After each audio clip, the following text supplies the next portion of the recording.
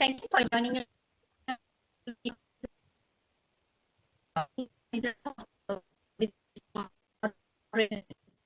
Just a little housekeeping before we get started. So if you have any questions, please put them in and I'll bring them up. Just before we begin, please ensure your audio is. Now, moving along to our session, I want to introduce our first speaker, Dr. Patrick Murray.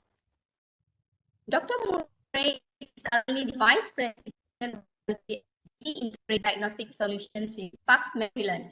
He has received his doctorate degree in microbiology from the University of California at LA and postgraduate training in clinical microbiology from Mayo Clinic, Rochester.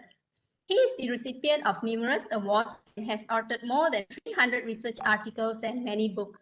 He has embarked on an amazing career in clinical microbiology, resulting in a legacy of contribution to the discipline today.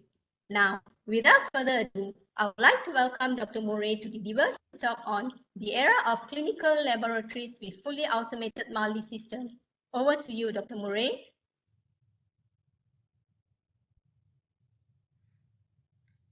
Hello, my name is Patrick Murray. I'm the Vice President of Worldwide Medical Affairs Microbiology for BD Innovative Diagnostic Systems. And I want to thank you for the ability to participate in the Asian Conference of Biomedical Research and Laboratory Medicine. It's always difficult to do this remotely. And hopefully next year at this conference, I'll be able to participate in person. But today what I was going to do is to talk about the clinical microbiology laboratory and really what I think is a major transformative change that has occurred, and that is in the identification of organisms. And I'm talking about all organisms. I'm talking about bacteria, mycobacteria, yeast, molds, and potentially viruses and parasites. So what I would like to do is to walk through an outline of what my lecture presentation is going to be. I'll start with really an overview of the value of microbial classification.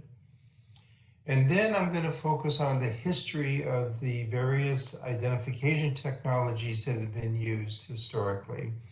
We'll start with biochemical testing and the variations of biochemical testing. I'll then move to targeted gene sequencing, and then whole genome sequencing for identification of organisms. I'll follow that with the use of molecular probes. And I'll end with a detailed discussion of multi-mass spectrometry. Now, in many of these technologies, I think it's important to recognize that there is overlap in terms of where there's value to be able to use these. So even though we see technologies like sequencing and multi-top mass spectrometry replacing most biochemical tests, there still is value for biochemical testing, just as there is with using molecular probes. And so in my presentation, what I hope to do is to be able to give a factual overview of the strengths and weaknesses of each of these technologies.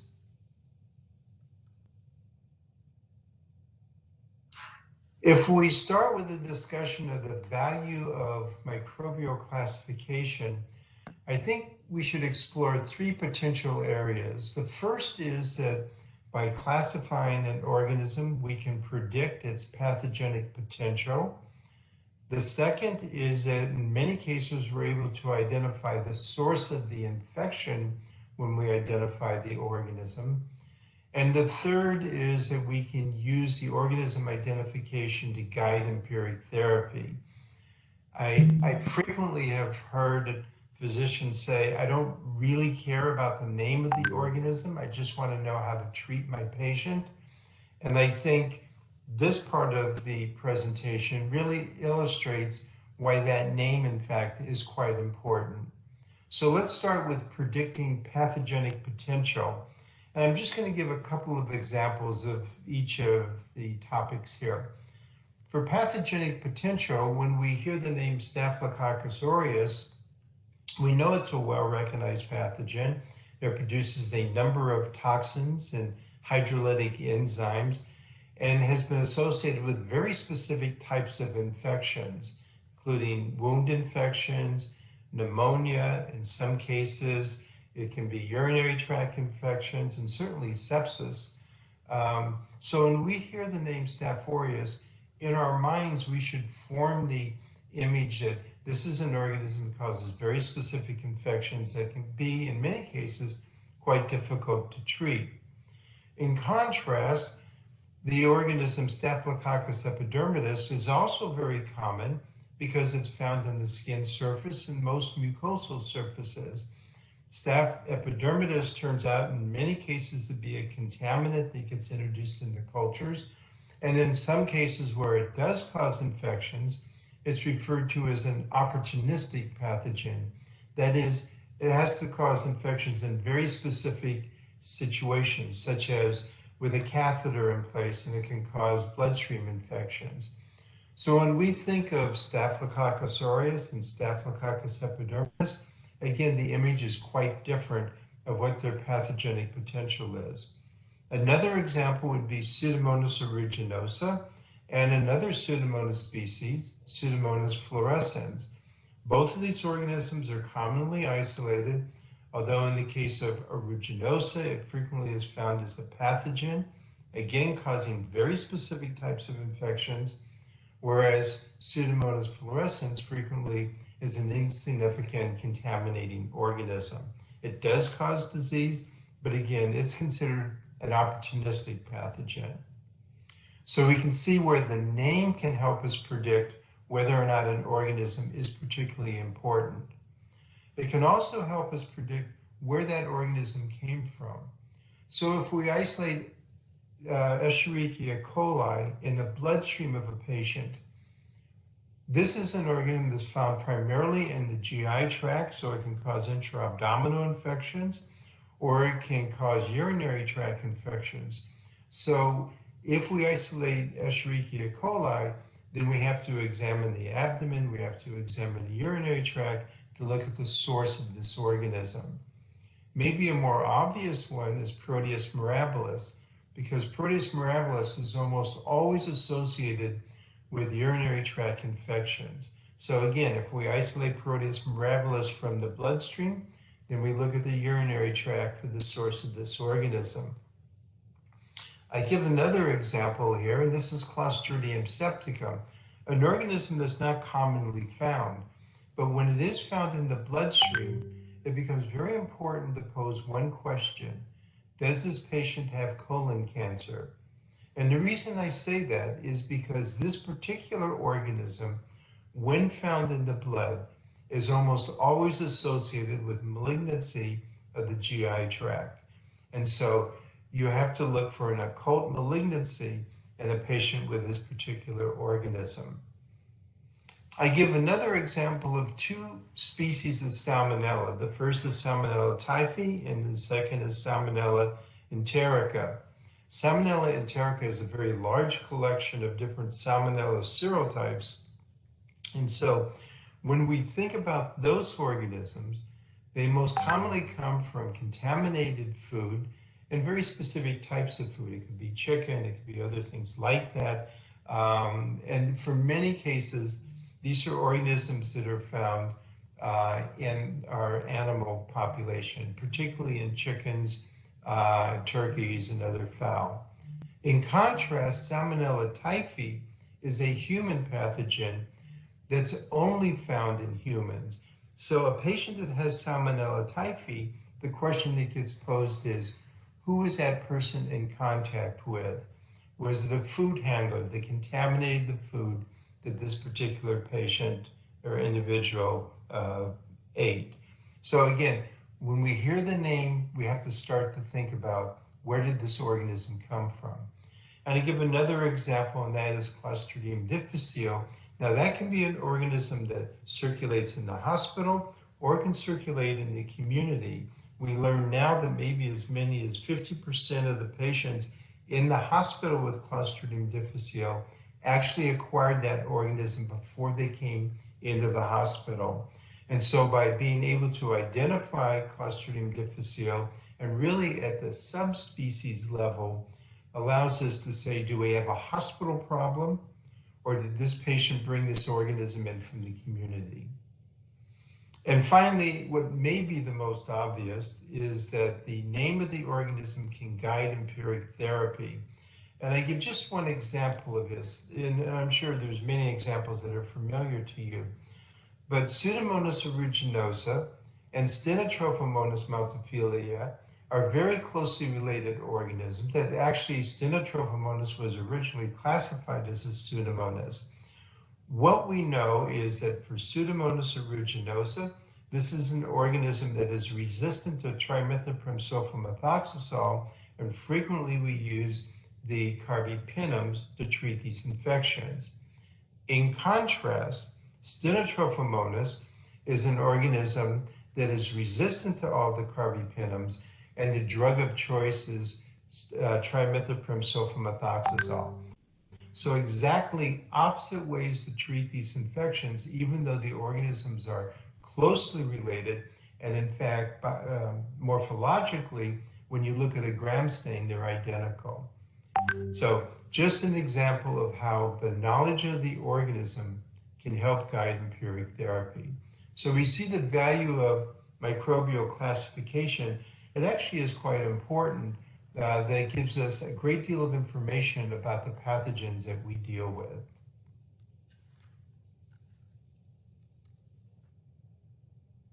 So let me start with, as a beginning, a history of identification, and I'll start with biochemical testing. When I started in microbiology almost 50 years ago now, I worked with two biochemical tests, what we see in the upper left-hand corner.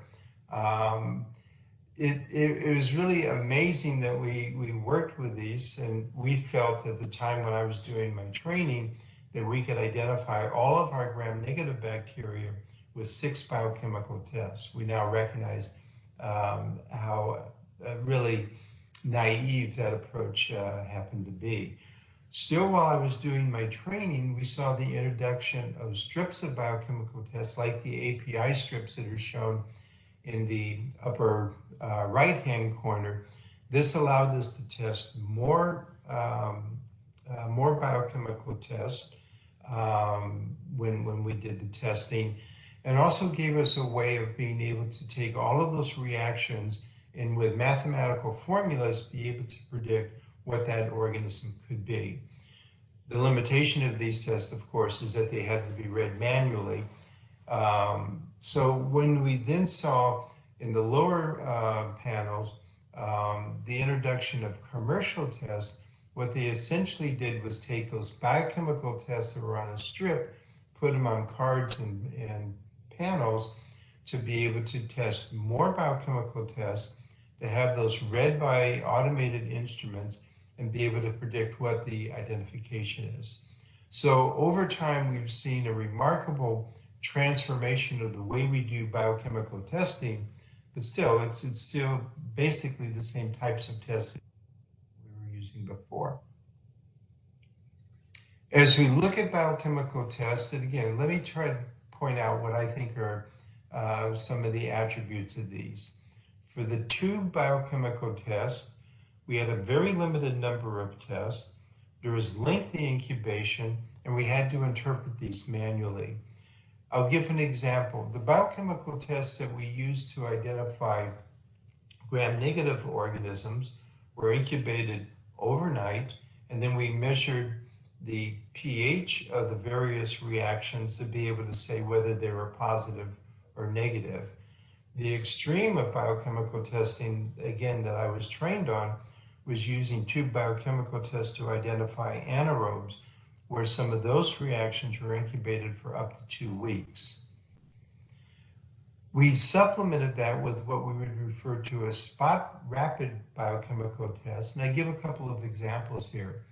The catalase test was useful for separating the streptococci from the staphylococci.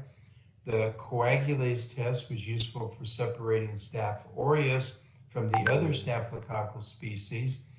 And the oxidase test and the indole test were used to identify some of the Enterobacteriaceae and Pseudomonas aeruginosa.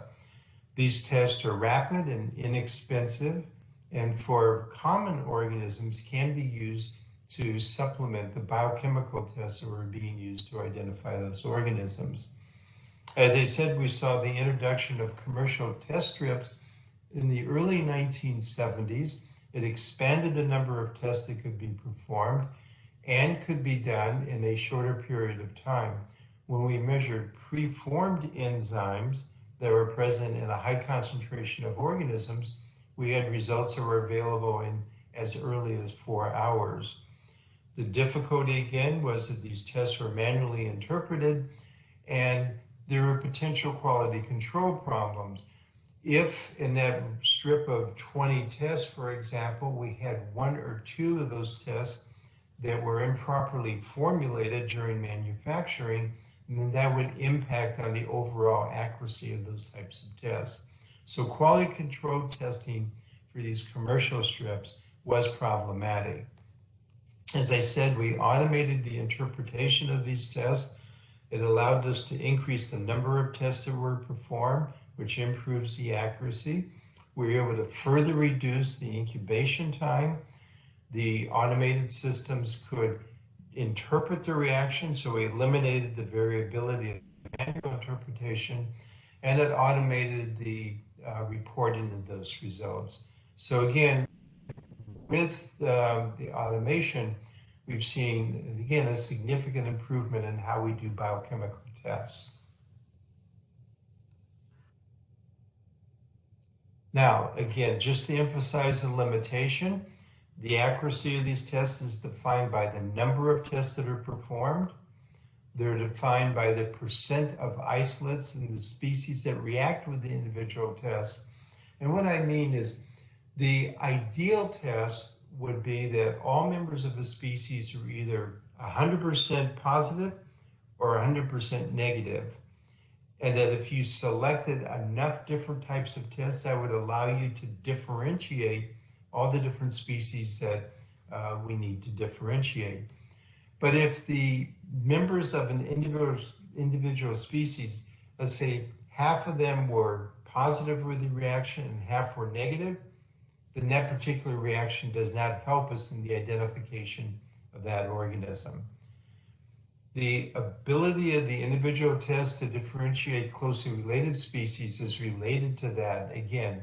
So if you have 2 organisms that are very closely related, what you would like to have is for one of those species to be 100% positive with the reaction, where the other species is 100% negative with the reaction. Again, it's very rare to have tests that are these precise that allow that differentiation, which is the reason we need large numbers of tests. We need to be able to interpret the reactivity easily, and for some of these reactions, that's quite difficult. The biochemical property has to be stable. That is, you don't want the organism losing that biochemical property. I'll give an example. Some Escherichia coli strains lose the ability to ferment lactose, which is typically a strongly positive reaction. So in some cases that becomes less useful. You want also to be able to identify mixtures of organisms that may be present in the test suspension. And again, with large numbers of tests, this becomes much easier to do. And then the database has to be updated and maintain its accuracy. And again, that's a challenge as we see organisms that get reclassified, renamed over time.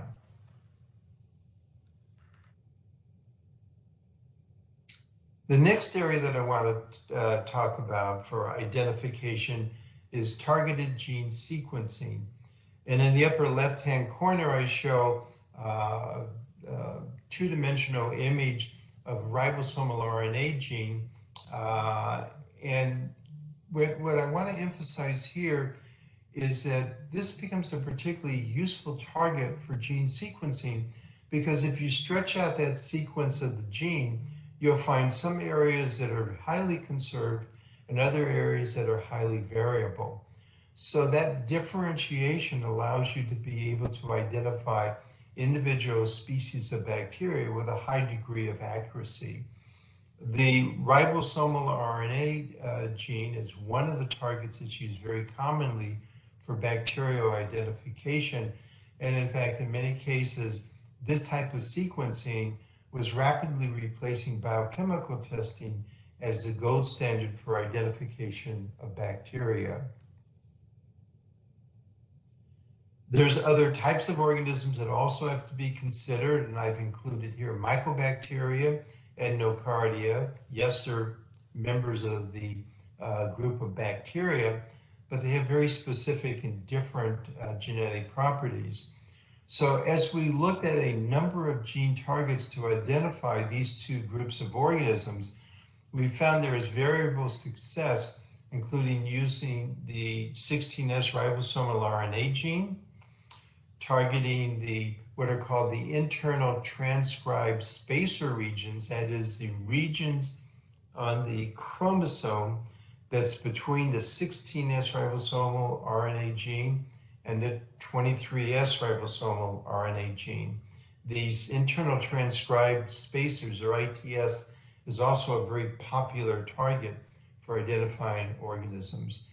And then there's a number of what are really very stable genes that are found in all bacteria, including the heat shock protein gene, REC-A, the RPOB gene, the GRAS B genes.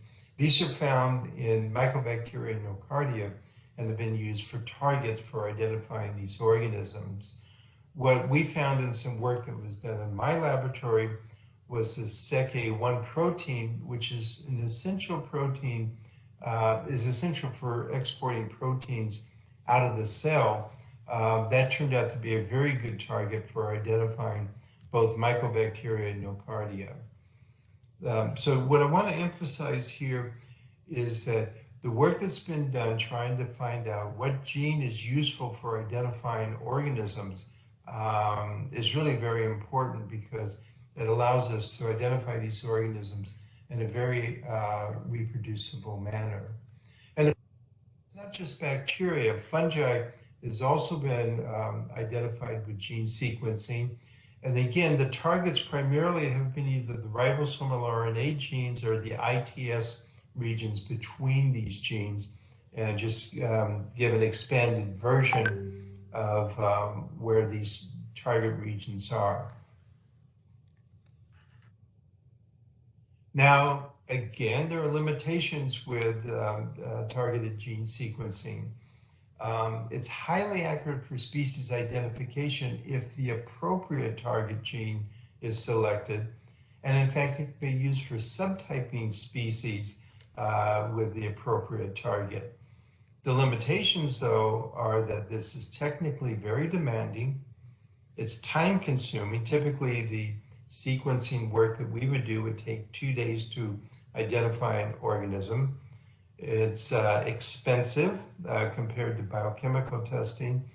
And again, you need a comprehensive and very accurate database in order to be able to use this technology reliably. The next approach to identification is whole genome sequencing, and as the name implies, this technology is used to sequence the entire genetic material that's present in an organism. This was initially used for viruses, and it was attractive for viruses because they have a relatively small genome compared to a bacterium, and certainly much smaller than what you would see in a fungus. But we've also used this technology for identification of bacteria and for fungi. As you can imagine, it's very time-consuming, technically demanding, and expensive. And the reason for that is that you have to sequence the genome really in segments, because you can't, for most organisms, you can't sequence the whole genome continuously. So you make a number of different little segments of this genome, and then you have to put them together like a puzzle. So that's why it's time consuming and technically demanding. The advantage of this technology is it can be used obviously to identify an organism.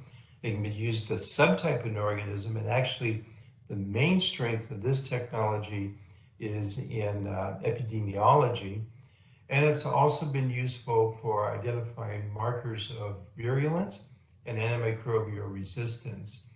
And if we look towards the future, it may be that this will become an important technology for doing antimicrobial susceptibility testing as we end up being able to reduce the time for doing whole genome sequencing and the cost associated with that, because it can provide very specific information about virulence of an organism as well as its ability to resist certain antibiotics. Just one example that I wanted to share with you with whole genome sequencing, and this was an approach we used for an epidemiologic investigation. We found that we had an outbreak. This was at the National Institutes of Health.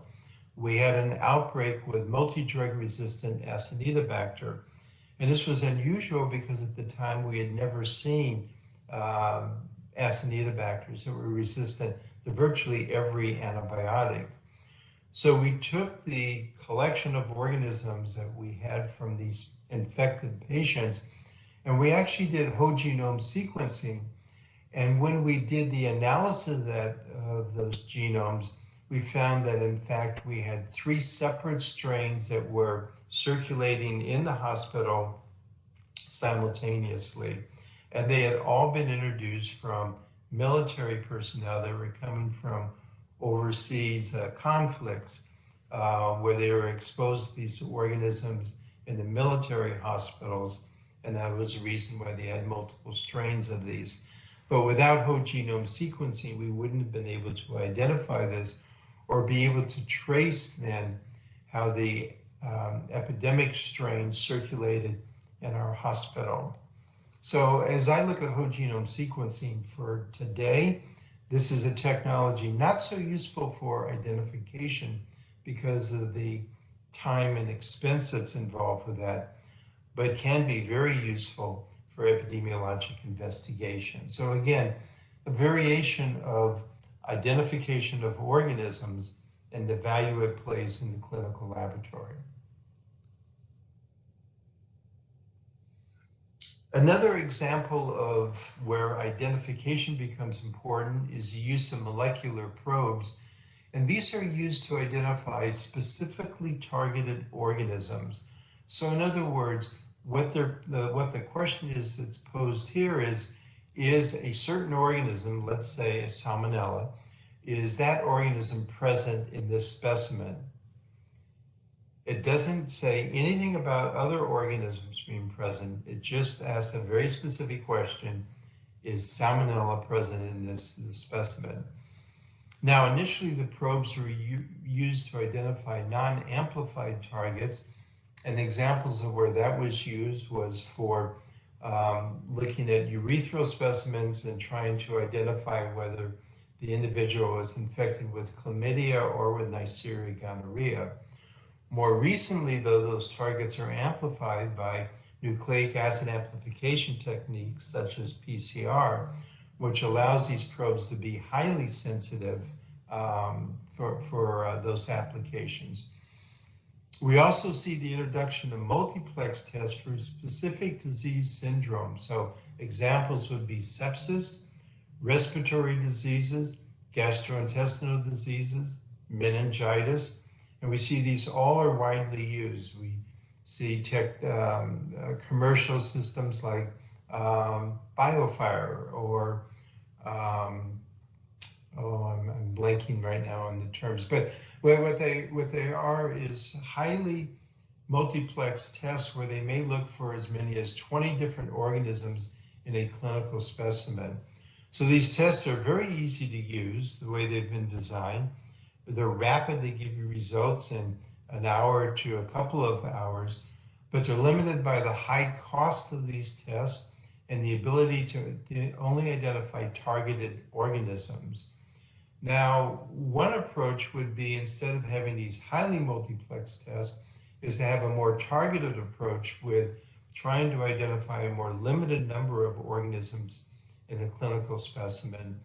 And again, an example with enteric pathogens, BD has developed the MAX assays that will target the most commonly isolated bacteria in one panel, the most commonly isolated viruses in another panel, and in the third panel, the most commonly isolated parasites. So if you're really focused on trying to answer the question, is there a bacterial pathogen here, then these more focused multiplex assays have some significant advantages. So let me introduce now what I think is maybe the most transformative identification technology that we've been exposed to, and that's MALDI mass spectrometry, and actually MALDI-TOF mass spectrometry, and that's an acronym for Matrix-Assisted Laser Desorption Ionization Time of Flight Mass Spectrometry. Now, obviously that's a mouthful, so the reason we say MALDI-TOF is because it's much easier to be able to talk about that. Now, mass spectrometry was first used for bacterial identification back in the 1970s, although this work was primarily restricted to the research laboratories. And I mention this because I was doing my fellowship at the Mayo Clinic in 1974-75, and one of the faculty members that was hired was in the research laboratory next to me. He was a chemist by training, and he was working with mass spectrometry to identify bacteria. And I thought this was really very strange because we were used to using biochemical tests. And again, remember, we were using tube biochemicals, rapid biochemical tests, and we're just seeing the introduction of strip tests. And this person was working on an early version of mass spectrometry for organism identification. Obviously, he was much more insightful than myself, when I look back in retrospect. In the 1980s, MALDI-TOF mass spectrometry was developed, and the first commercial instrument was introduced in the early 1990s. When I joined the Mayo Clinic, when I joined the NIH in 2002, I was interested in using mass spectrometry to identify organisms. And we started really the very first work in MALDI-TOF in the United States for this work. And I partnered with Bruker to help develop some of the databases that are in current use. What we find now is that MALDI-TOF is rapidly replacing biochemical identification and gene sequencing as the standard for identifying bacteria, mycobacteria, and fungi. And I say fungi, I include both yeast and molds. The technique is highly accurate, it's technically simple to perform, it's rapid, and it's cost effective. And again, I'll illustrate this in my subsequent comments. If we look at MALDI-TOF in really the broadest sense, essentially you can take a toothpick, you can pick a colony off of a plate, you can apply it to a target plate, you add a couple of chemicals, one to dissolve the organism, formic acid, and then a matrix that's going to help ionize the bacterial proteins. You put it into a mass spectrometer, and literally within a minute you have a spectrum that's unique for that bacterial species. And again, I said bacterial. It really is bacterial, mycobacterial, and fungi. To give a little bit more information on the pre-analytical stage, single colonies can either be transferred directly to the target plate, or they can be extracted with ethanol or methanol. When I started my work with mass spectrometry, we were building databases, and so we did an ethanol extraction. But the reality is that most of the work today, what we do is we directly transfer colonies to a target plate where the extraction is performed on that target plate. If a sufficient number of organisms are present in either on the plate or in the broth culture, then it can be concentrated and processed by this technology. I'll come back to that in a couple of minutes. The cell wall structure is disrupted by a strong organic acid. Formic acid is what's used most commonly, and that disruption allows you then to get a more uniform and reproducible profile by this method. Now, not everyone uses formic acid, and for most bacteria, it's not necessary. But I found that for getting reproducible tests and tests where you don't have to do a repeat test, the application of formic acid actually is quite beneficial. And when you start working with the fungi, particularly yeast, formic acid becomes critical for that. Acetonitrile can also be used to extract the protein. Generally, it's not necessary.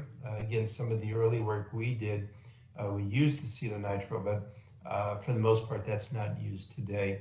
And then the extracts are spotted on a stainless steel plate, or it can be overlaid on a disposable card, placed on a disposable card, and then overlaid with a matrix. My recommendation is to use these reusable metal target plates. We use the Bruker Biotyper plate because I think buying disposable plates is an unnecessary expense. The plates can be easily washed and reused. The process of lysing the bacteria, as well as the heat that's generated from the mass spectrometry technology, renders these plates sterile. But to be safe, you can also sterilize the plate before they're cleaned. We also found that the plates, after they're prepared, they could be stored at room temperature and rerun days later. I mentioned this because we did that as a quality control procedure. We would run these tests throughout the day and evening shifts, and to be sure that we did not have a problem in one of those shifts, or if we had quality control issue that we wanted to examine, we could take the plate and rerun it. You can do that with the metal plates. It can't be done with the disposable plates. So again, an advantage of using these metal plates. The mass spectrometer is composed of 3 functional units: an ion source, the mass analyzer, and a detection device. The ion source ionizes the sample molecules and transfers them into a gas phase. MALDI is considered soft ionization because the proteins remain intact. And actually, it's been used, a more complex version of this has been used to actually sequence those proteins. But again, it's considered soft ionization. The mass analyzer separates the ions by their mass to charge ratio, and this is done by a time of flight. In other words, the heavier molecules, the larger molecules, are separated from the smaller molecules as they move more quickly through this vacuum tube. And then a detection device is used to separate, to record those separated ions. And this renders a profile. This is an example of an E. coli profile. What I would say is those peaks are highly reproducible. And in fact, if there's a single amino acid change in that peak, it's going to shift. So in essence, when I talked about sequencing, I talked about sequencing a single gene. In the case of MALDI-TOF mass spectrometry, you essentially are sequencing multiple genes so that if there is a change in that gene, if there's a point mutation in the gene, that profile is going to change. That actually has been exploited using mass spectrometry to be able to recognize the degradation of antibiotics by bacteria, as an example, producing carbapentamases, because you'll see the antibiotic peak will shift if it's been hydrolyzed by the bacterial enzyme. So MALDI-TOF, in addition to identification, can also be used to predict resistance in certain groups of organisms with certain types of resistance mechanisms. And as I said, when MALDI-TOF is used in the way I've just described, you get a profile for each bacterial species, you get a profile for the yeast, you get a profile for the molds, and each of those profiles is unique. One of the challenges I felt with this technology, would it be discriminating enough? And as I worked with it in the early 2000s, I found it was really remarkable, the ability of using this technology for organism identification. Now, I'm just going to cite a couple of studies to illustrate what I think are some very important points. The first is a study by Tan, and it was in a large medical center laboratory that compared the identification of bacteria and yeast isolated during a 12-week period. And they identified them both by the use of MALDI-TOF and standard biochemical identification tests that they were using, including biochemical tests, glutination tests, gas liquid chromatography, and sequencing. So not just biochemical tests, the whole spectrum of what they were doing routinely in their laboratory. They had over 950 isolates from more than 2,000 specimens processed during this 12-week period. And what they found was that with the MALDI protocol, they had identification roughly 1.5 days earlier than with their traditional identification methods. And more importantly, when they looked at the estimated annual cost of using MALDI-TOF for organism identification, it was reduced by more than 50%. In their case, it was $102,000. So, and I mentioned the cost here because it's important. When we look at MALDI-TOF, that disposable plate or the reusable plate is very inexpensive. The reagent, formic acid, is very inexpensive. The matrix is not expensive. The only thing that's expensive is the actual instrument itself, the mass spectrometer. And that can be quite expensive when we think about laboratory equipment for a microbiology laboratory. But when you look at what it replaces, just the cost in the laboratory alone can be quickly saved by the cost savings that we see compared to what laboratories have been using traditionally. So I think as we think about this technology and the costs associated with it, we have to look at the cost savings compared to what was being done previously. It's also important to look at the impact on patient care. And in this particular study, they looked at this, looking at patients that had positive blood cultures. And what they found was identification of those organisms was reduced by more than 24 hours, in their case, 28, 29 hours. And the proportion of patients receiving appropriate antibiotic therapy increased by more than 11%. This effect was directly related to guiding empiric therapy because the time to definitive susceptibility results was not modified in this study. So in other words, they had an identification, an accurate identification, more than a day earlier, which allowed the physicians to modify their antibiotic therapy. Another study that looked at this, combining identification with their antibiotic stewardship program, And this was with septic patients with gram-negative bacteria isolated in their bloodstream. They found that time to optimum antibiotic therapy was improved from just over 80 hours to 23 hours. So from the time the blood specimen is collected to optimizing antibiotic therapy, there was a very significant improvement observed with MALDI-TOF. The hospital length of stay also decreased by almost 1 week. The length of stay in the ICU was decreased by almost a week. The 30-day mortality decreased from 21% to just under 9%. And the mean hospital cost decreased significantly as well. So again, improved patient care, decreased cost for the laboratory, decreased cost for the hospital. Another study that looked at using MALDI for sepsis, they looked at the rapid identification of bloodstream pathogens. And with the introduction of MALDI, it resulted in a 16.8-hour decrease in time to identification.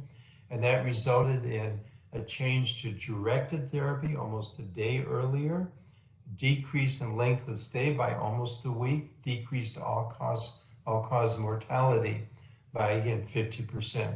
So this is a very consistent theme we see, that with the use of MALDI, there's improved patient care, there's decreased hospital expenses, decreased laboratory expenses, decreased pharmacy expenses. 2 more studies, again, looking at the use of MALDI with antibiotic stewardship and comparing that with directly using MALDI alone. And they found that by adding a stewardship program, they were able to reduce time to optimum therapy, the length of therapy, the time to microbiologic clearance from the bloodstream, and decrease in the hospital length of stay.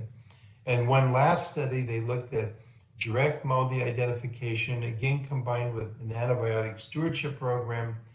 And again, they saw reduced mortality, length of stay, and total hospital costs. So as we think about MALDI on workflow impact, it's less expensive because it's replaced all identification tests with decreased consumable supplies, decreased quality control testing that's required, decreased repeat testing and supplemental tests that we saw with biochemical testing. It's more accurate because the analytical sensitivity is essentially equivalent to sequencing hundreds of genes for identification. We found, in my experience, an improved workflow, and I just give one example.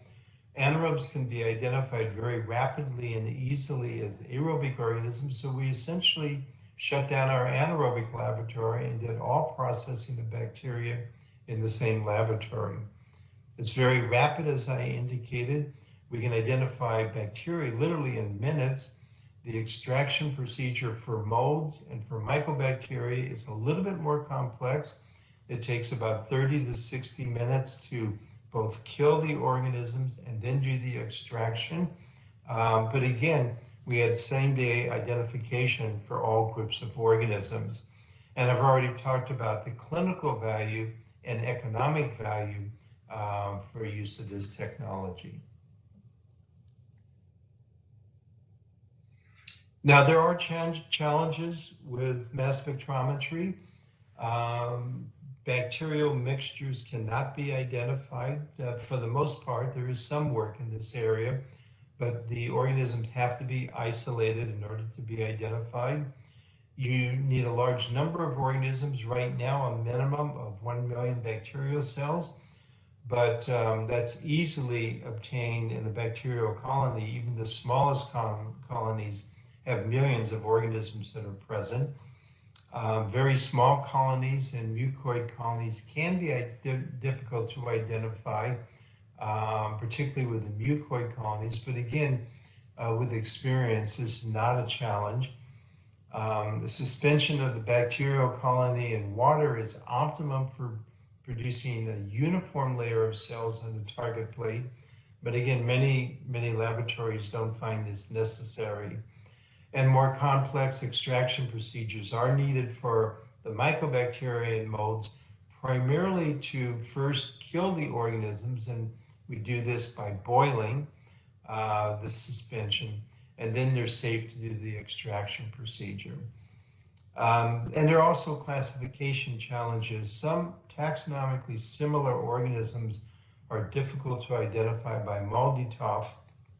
I give two examples. Escherichia and Shigella actually are the same genus, but they've been historically classified separately, and so it becomes a challenge to identify those by MALDI. The same thing with Streptococcus pneumoniae and Streptococcus mitis. They're very closely related. But again, as the databases get more refined, we're able to identify these organisms as well. So it's just important to recognize there are some challenges there. And then let me conclude by saying that over the last 50 years, relatively few technologies have really altered the course of clinical microbiology. And I give just a couple of examples. We saw clinical microbiology change when we were able to commercially prepare nutrient broths and plated media. We saw changes when we were able to automate the platforms for doing blood cultures and identification and antimicrobial susceptibility tests. We saw monoclonal antibodies introduced for immunoassays, making them more reproducible and sensitive. And we saw gene sequencing being introduced for taxonomic classification of organisms, as I've already discussed.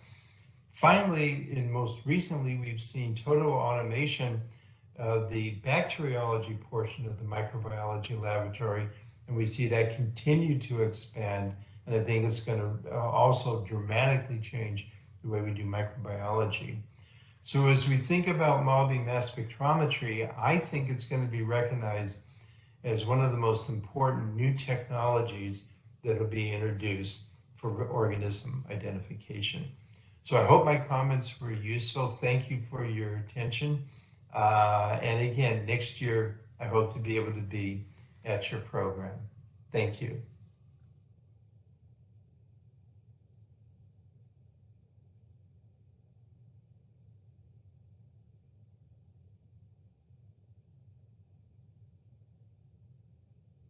Dr. Moray, for the excellent presentation.